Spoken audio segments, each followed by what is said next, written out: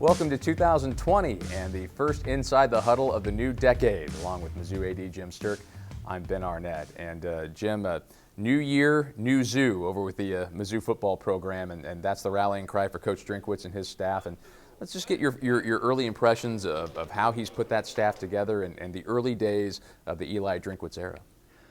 Just really impressed with his organization, his attention to detail and what he wants to do in moving the program forward, and trying to build on the past, not saying anything was good, bad, but the way he wants to do it, and I think it really has good momentum going forward.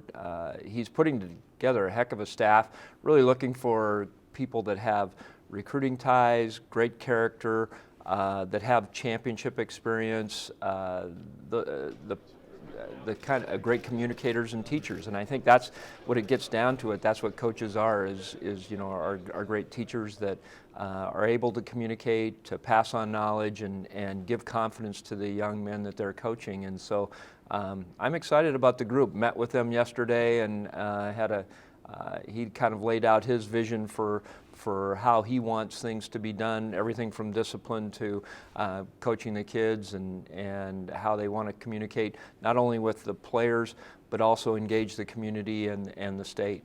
How great has it been the way he's just really hit the ground running in every aspect of things? He's on the job a week and it's signing day and putting together staff, and just kind of give me your view of how he's juggled everything to get things started on the right foot. Seemed it's great. He's a young guy. He's got a tremendous amount of energy, and it is his family. He's got a great family that are. He went and visited over the holidays, but prior to that, spent 24/7, in his office, building the staff and meeting with the team and talking to the players, looking at possible recruits. All of those things tied into that couple weeks that he had from the hiring date until the dead period, and then heading to the home for the holidays.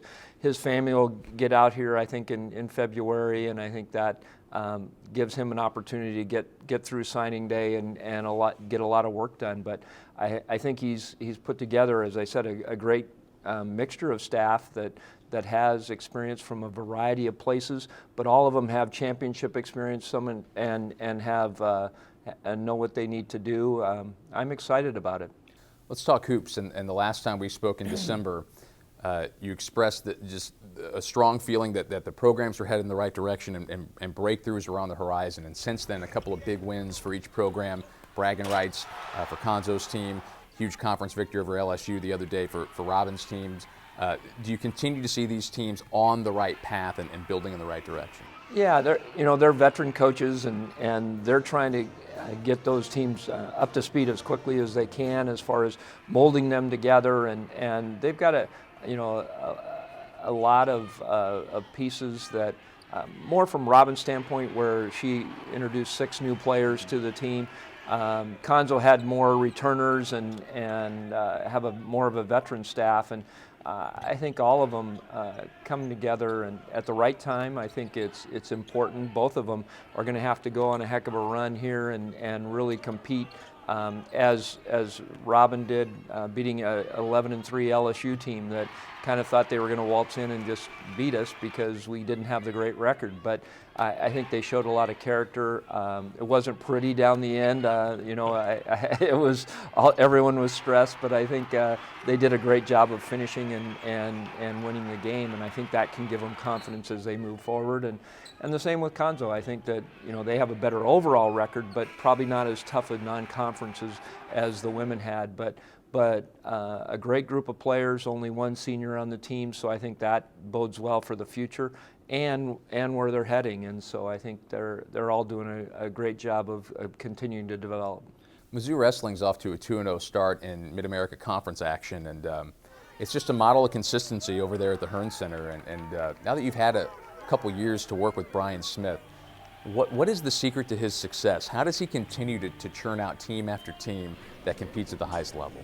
He's very special in the wrestling community, and he's recognized and admired nationally, I think, in what he's done here and what he's done with the program. And I'm a huge fan and advocate. I think a great teacher and communicator that great knowledge of the sport, really balanced, but is competitive as hell. You know, he doesn't want to lose, and you can tell it. You know, I think he's moved around some staff, and people are hiring people off of his staff because of the experience and the knowledge that they gain by working under him. So great person to have in the department overall as a leader, and a leader of men, and a leader of our group. So just impressive guy. Gymnastics, great opening weekend for them, and now they'll go right into the toughest gymnastics conference in America this weekend. But Shannon Welker's team, that seems like a group that's poised for a next level jump. Do you feel that way? They're going to continue to get better, and I'm excited about the group he has there. Yeah, you're ranked 16th in the country, and you're worried going into the conference. It's tough. It's a new year, and you know, every year brings new issues and challenges that face college athletics. You've been in this business for a while. As you embark on a new year and a new decade, what are some of the things that hit your radar that you say, man, these are things that are coming up fast in this business of college athletics? Well, I think overall the autonomy conferences and how that works with the NCAA, and you've got the name, image, and likeness issue that is not just, you know, within the NCAA. It's a national issue at Congress level, and what does it mean for the future of intercollegiate athletics? And I think, you know, it needs to be tethered to higher education, and how does that work? And I think we have a special opportunity to create a new 21st century student athlete. How are we going to combine and mesh the great things that go on where a student athlete gets to come to an institution, earn a degree, get a great degree that'll serve them the rest of their life, but also compete in the sport of that they're passionate about and very good at. And so how do you combine those and keep it tethered to education and the universities? And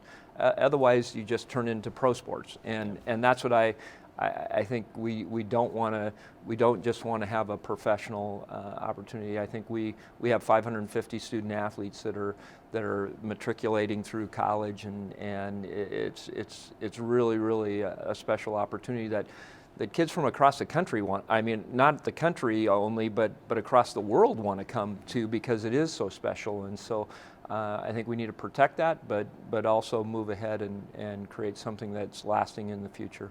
And do you have any goals that immediately jump to mind for Mizzou athletics in 2020? I'm excited about 2020, and it's a new decade. It hit me when you said that this was the first one of the decade, and you know, I feel that obligation and responsibility to what does it mean for Mizzou athletics moving forward, and I think we have an opportunity here, and I think we need to be and need to strive to be every day top 25 program in each of our programs. And so how do we do that? You know, helping with facility development, hiring the right people, gaining support from across the state that's not matched by anyone. And I think we have that opportunity here, and so it's a special time. It's a new decade, and I'm very excited about the future of Mizzou athletics. If you want to relive the decade just gone by, go to MUTigers.com. The athletic communications staff did a great job of putting together a complete rundown of all the top moments and performers from all 20 sports, and you can even vote on the top male and female athletes of the decade in the recently completed 2010s. But we're 2020 onward and upward. First edition of Inside the Huddle complete with our athletic director. Jim, thanks for your time. Thank you. That's athletic director Jim Sterk, and I'm Ben Arnett, and we'll see you again next month here on Inside the Huddle.